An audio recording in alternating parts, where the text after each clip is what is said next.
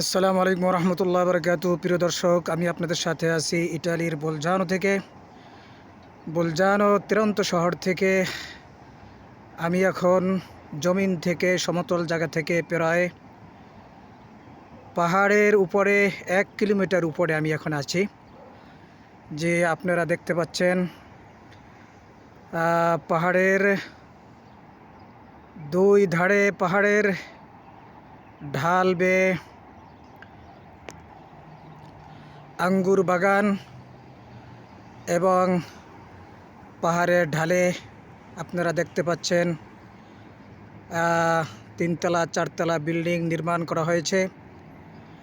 এবং আপনারা দেখুন ওই যে ছোট, অর্থাৎ জমিন থেকে পাহাড়ে ওঠার জন্য কেবল কার, তারের গাড়ি।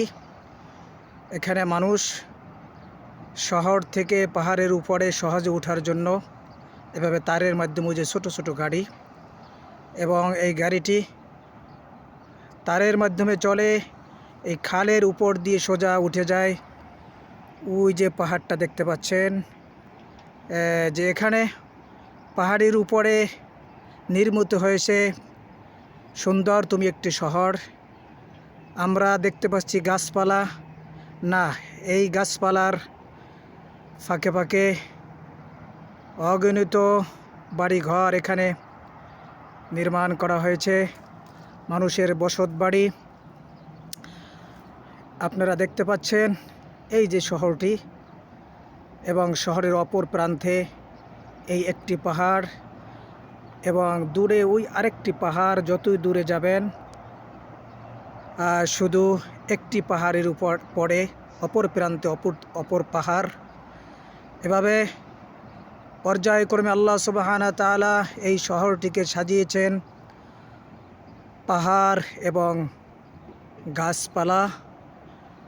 এবং আপনারা দেখতে পাচ্ছেন এই পাহাড়ের মাঝখান দিয়ে বয়ে গেছে পাহাড় থেকে ঢল নেমে ঝর্ণা এবং নদী। আমি এখন মাটি থেকে প্রায় 1 কিলোমিটার উপরে, আরও উপরে যাওয়ার চেষ্টা করছি। সাথে থাকুন। এভাবে আল্লাহ সুবহানাহু ওয়া তাআলার বিভিন্ন নিদর্শন, তিনি পাহাড় পর্বতগুলো দেখুন কিভাবে বাগ বাগিচা দিয়ে সাজিয়ে রেখেছেন।